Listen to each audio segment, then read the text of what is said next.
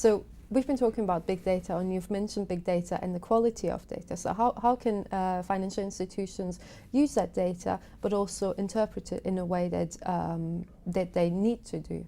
I think the word interpreting the data is a key part of it. If you look at the smart banks or the banks that are very well positioned, they're not just talking about storing data, they're talking about the analytics, they're talking about the value add that they're getting, they're talking about the defenses against what we've talked about in terms of the compounding effect of a lot of these regulations. So if you look at the analytics, the analytics is really where you can actually put a number of things together, where you can actually see 4 or 5 different transactions or 4 or 5 different risks, and you can actually link those into one. One of the things that I'm seeing out there in the marketplace right now is that the concepts of the regulations are well understood by banks, but the consequences of getting it wrong is not understood.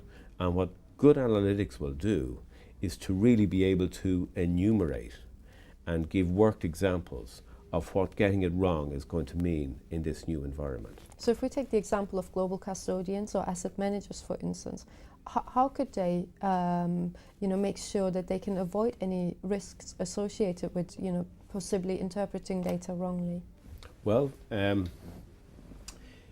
if you look at the post-trade, is where all of the valuable data on the entire securities marketplace ends up. It's got the power to unlock a lot of problems that are happening elsewhere. So on the positive side, there has been great advances made in messaging for data. What's important in data is to be able to make like-for-like comparisons with the data.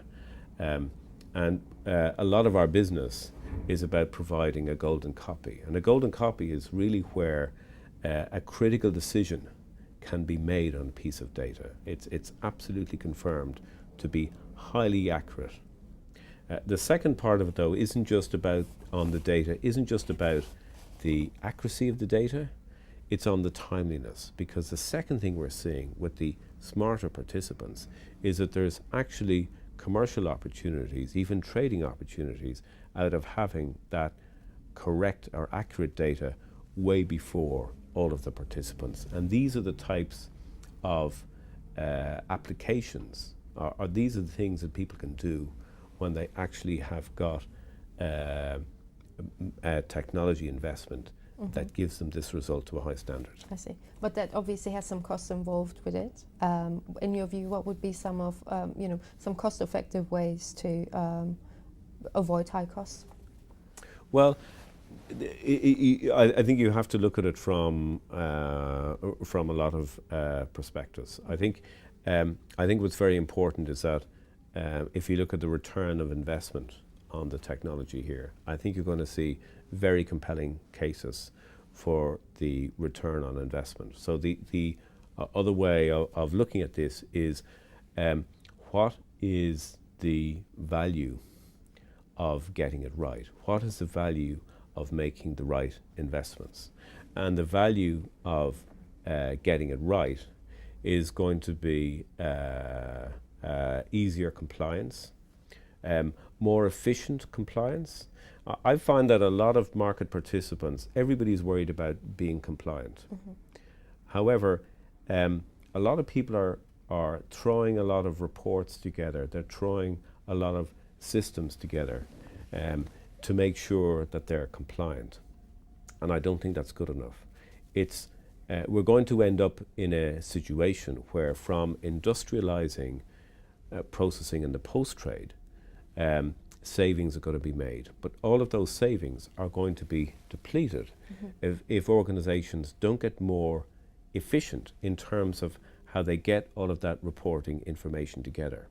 So if you go back to the benefits of getting it right, the benefits of getting it right means that organizations will be very well positioned to adapt to not just these regulations, but to adapt to future iterations of these regulations. And secondly, most of these regulations will have different geographical flavours. So how Basel III is going to be done in the UK, how FATCA is going to be done in Switzerland, may be different to lots of other places. So it's about having a fit for purpose platform that can easily adapt to all of these. There's great value in that. And secondly, there's a value in getting it right in terms of how you differentiate yourself with your clients, the types of service levels that you can give your clients as opposed to everybody else. And lastly, there is the very significant efficiency gains that people can get from getting it right. So what we can do is really get this right for people, and it's got a very compelling return on investment. So John, what would you say are the best solutions to compliance processes? Well, very clearly the best solutions are correctly automated and analytics led. What I mean by correctly automated is not necessarily just automating what people have traditionally done over the last 25 years. There are very powerful messaging standards in our industry. A lot of things have been designed around straight-through processing. So by correctly automating, we mean fully leveraging the power of modern workflow, of the functionality that's in a lot of the industry standard messaging set. And also it would apply actually Six Sigma principles, like handling something once rather than doing something a couple of times. And then the other part of it is analytics led. In other words, where you have high quality data, which means it's timely, very accurate, so that you can make big decisions against the data. It's safe.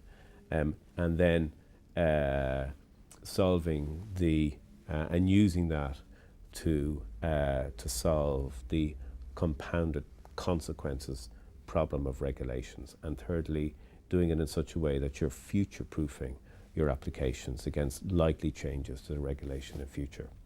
I see. And obviously that has some costs involved with it, which we'll be covering in our next chapter.